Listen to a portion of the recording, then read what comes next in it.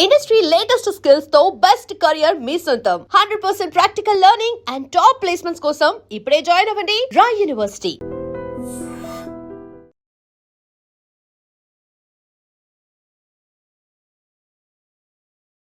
నమస్తే.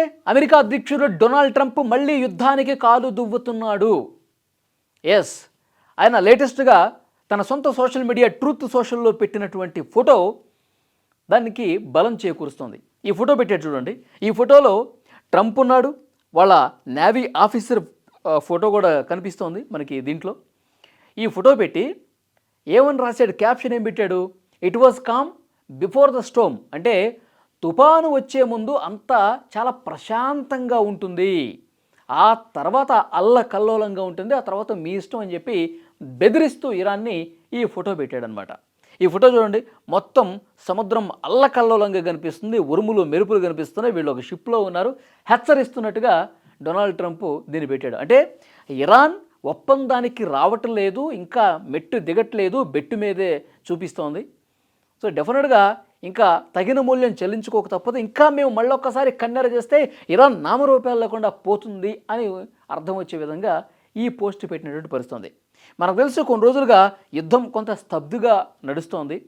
స్తబ్దుగా అంటే అంతకుముందునంత ఉద్రిక్తత లేదు, ఎందుకంటే రెండు దేశాల మధ్య కాల్పుల విరమణ ఒప్పందం జరిగింది. అయినప్పటికీ కూడా ఈ హోర్ముజ్ జలసంధి ఏదైతే ఉందో ఆ జలసంధి మీద ఇటు ఇరాను పట్టు వదలట్లేదు, ఇటు అమెరికా కూడా ఆ హోర్ముజ్ జలసంధి కేంద్రంగానే మాటల దాడులు జరుగుతున్నాయి ప్రస్తుతం. ఎందుకంటే మొత్తం దిగ్బంధించేసింది అమెరికా కూడా హోర్ముజ్ జలసంధి నుంచి. అసలు ఇరాన్కి సంబంధించినటువంటి ఏ ఒక్క నౌక కూడా బయటికి రాకూడదని చెప్పి మొత్తం దిగ్బంధించేసింది. అంటే మా హోర్ముజ్ జలసంధి దగ్గర మా ప్రాంతంలో మీ ఒత్తిడి ఏంటి, మీ ప్లాన్స్ ఏంటి, ఇక్కడ మీ బలగాలు ఎందుకు, ఇది క్వశ్చన్ చేస్తోంది ఇరాన్. ఎందుకంటే అక్కడ ఒక టోల్ గేట్ పెట్టేసి ప్రతి షిప్ నుంచి డబ్బులు వసూలు చేయాలని ఇరాన్ పెట్టుకుంది. ఎందుకంటే యుద్ధం వల్ల మేము సర్వం కోల్పోయాం కాబట్టి మేము మా దేశాన్ని మళ్ళీ పునర్నిర్మించుకోవడానికి మాకు నిధులు కావాలి, కాబట్టే మేము ఇక్కడ ట్యాక్స్ పెట్టుకుంటాం అని ఇరాన్ చెప్తోంది. దానికి ససేమిరా అంటున్నారు అమెరికా కావచ్చు, అమెరికాని సపోర్ట్ చేసే దేశాలు. ఇంకా ఆ మార్గం కూడా గల్ఫ్ కంట్రీస్ నుంచి ఏవైతే చమురు నౌకలు వెళ్తూ ఉంటాయో ఆ గల్ఫ్ కంట్రీస్ నుంచి ఏ దేశాలకు చమురు వెళుతుందో ఆ దేశాలు కూడా దీన్ని వ్యతిరేకిస్తుంది. ఎందుకంటే ఒక ఫ్రీ ఉండాలి అక్కడ, గతంలో లాగా అక్కడ అంతర్జాతీయ జలసంధి కాబట్టి, జలమార్గం కాబట్టి ఫ్రీగా మూమెంట్ ఉండాలి, వ్యాపార వాణిజ్యాలు అన్ని దేశాల నుంచి చాలా సవ్యంగా ఫ్రీగా జరగాలి గతంలో లాగే.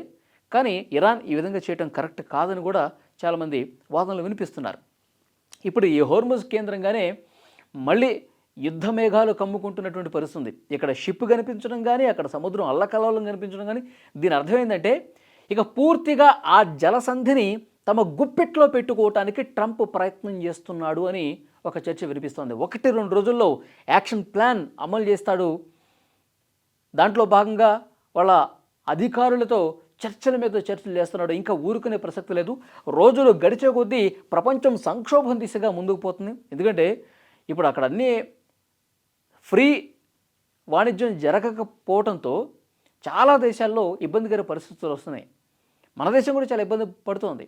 పెట్రోల్ డీజిల్ రేట్లు ఇంకా విపరీతంగా పెరిగే అవకాశం కనిపిస్తుంది. ఇప్పటికే 3 రూపాయలు పెంచారు, అతి త్వరలోనే ఇంకో 10 రూపాయలు పెంచే అవకాశం ఉంది, ఇంకా భవిష్యత్తులో ఇంకా పెరిగే అవకాశం ఉంది.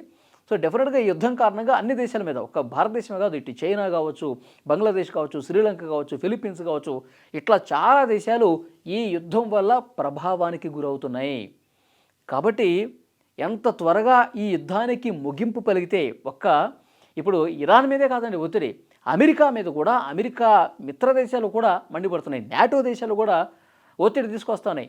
మీరు యుద్ధం ముగిస్తారా లేదా, మీరు ఎంత వీలైతే అంత త్వరగా యుద్ధం ముగించండి, ప్రపంచమే సంక్షోభం వైపు కూరుకుపోయే పరిస్థితి ఉంది, మీరు ఇట్లా యుద్ధాలు చేసుకుంటూ, మీరు ఇట్లా నిబంధనలు పెట్టుకుంటూ ఎక్కడికక్కడ దిగ్బంధించేస్తే ప్రపంచం అస్తవ్యస్తంగా అవుతుంది, ఆర్థిక వ్యవస్థలన్నీ కూడా దేశాల్లో కుప్పకూలుతున్నటువంటి పరిస్థితి ఉందని చెప్పి ట్రంప్ మీద ఒత్తిడి తీసుకొస్తున్నారు. అందుకే వరుసగా బెదిరింపుల మీద బెదిరింపులు. ఇంకా ఇరాన్ తన దారికి వస్తుంది, ఒక ఒప్పందం కుదుర్చుకుంటుంది, హోర్ముజ్ జలసంధి దగ్గర ఎలాంటి పెత్తనం చెలాయించకుండా గతంలో లాంటి పరిస్థితులు, అవసరమైతే అమెరికా కంట్రోల్లోకి తీసుకొచ్చే పరిస్థితుల కోసం ట్రంప్ చూస్తూ ఉన్నాడు.